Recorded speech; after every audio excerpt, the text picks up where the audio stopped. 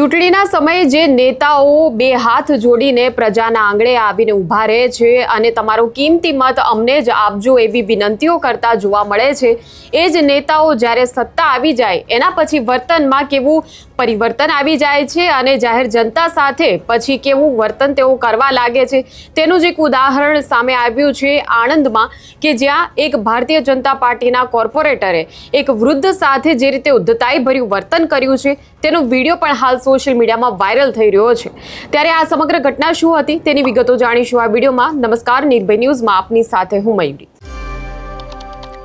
શહેરી વિસ્તારોમાં રસ્તાની સમસ્યા જે છે એ ખૂબ જ મોટી છે અને અત્યારે ચોમાસું છે ત્યારે ઘણી વખત રસ્તાની સમસ્યા બાબતે જે ભ્રષ્ટાચાર થતો હોય છે એ ભ્રષ્ટાચારના તમામ સમાચારો એ ઘટનાઓ ઉડીને આંખે વળગતી હોય છે અને આ ભ્રષ્ટાચાર બાબતે લોકોમાં પણ ચર્ચાઓ થતી હોય છે।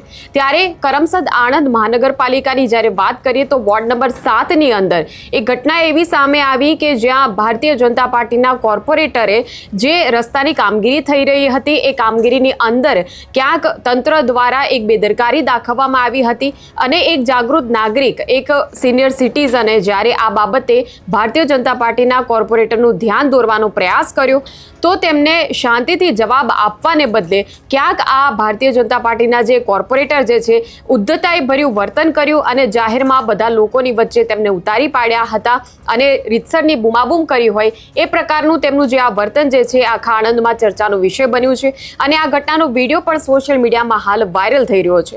ત્યારે આ દ્રશ્યો પર નજર કરીએ। હું શાંતિથી ન કહું છું, બરાબર?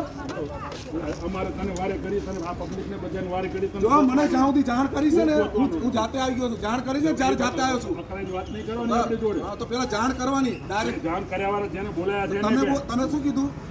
તમે શું કીધું? તમે શું બોલ્યા શું બોલ્યો કે ભાઈ આવી નામ છે આપણે જાણ કરી, બધા ચાલતા જાણ કરી ખબર જ હોય ને। જો સોસાયટીને જાણ કર્યા વગર રોડ નહીં બનતા। ખબર જ હોય ને। સોસાયટીને જાણ કરી અહીં માલ કેટલો આવે? હરિયમાન ઢંકાયો. અરે પણ એને આમાં તો દો નીકે બહેન આવે એટલે આમ જે ફાટા છે આપણે અહીંયા આગળ માપો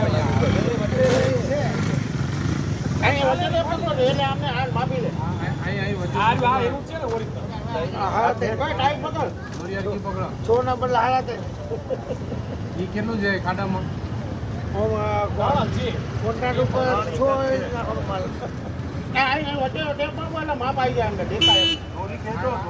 આ દોરી તો ટાઈટ જ છે પણ અહીં વચમાં જો આ ફૂલ ટાઈટ છે। નજીક લઈ જાઓ આ જો આ રીતે માલ નાખવાના ના હોય વચમાં, બધી એવી રીતે નાખો। એક જગ્યા નાખ્યો તો બરાબર, ચેનલનો માલ। તો જે રીતે આખી આ ઘટના સામે આવી તેમાં વોર્ડ નંબર 7માં જે ભારતીય જનતા પાર્ટીના કોર્પોરેટર છે પ્રભાત પ્રજાપતિ અને આ વોર્ડ નંબર 7નો જે આ વિસ્તાર છે તેની અંદર મોટાભાગે વસ્તી પણ પ્રજાપતિ સમાજની જ છે અને પ્રજાપતિ સમાજના જે લોકો જે રહે છે ત્યાં તે કન્સ્ટ્રક્શનને લગતી તમામ કામગીરી સાથે પણ સંકળાયેલા છે અને એટલા જ માટે જ્યારે આરસીસી રોડની કામગીરી આ વિસ્તારમાં ચાલી રહી હતી ત્યારે આ રોડની કામગીરીની અંદર બેદરકારી જે છે તે દાખવવામાં આવી।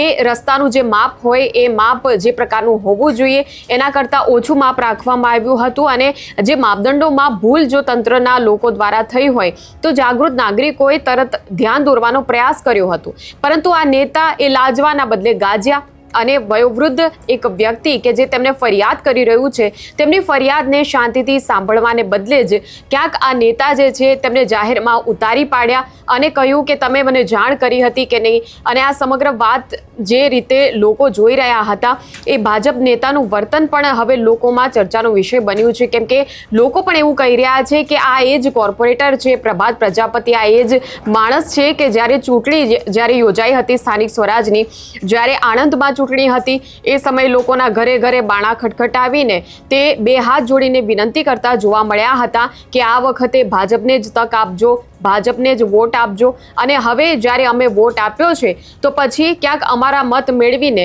એના પછી હવે તાનાશાહ પ્રકારનું વર્તન કરી રહ્યા છે। સત્તા મળી ગયા પછી સત્તાના નશામાં અંધ થઈ ગયા છે અને પ્રજાને ક્યાંક પોતાની ગુલામ સમજી બેઠા છે।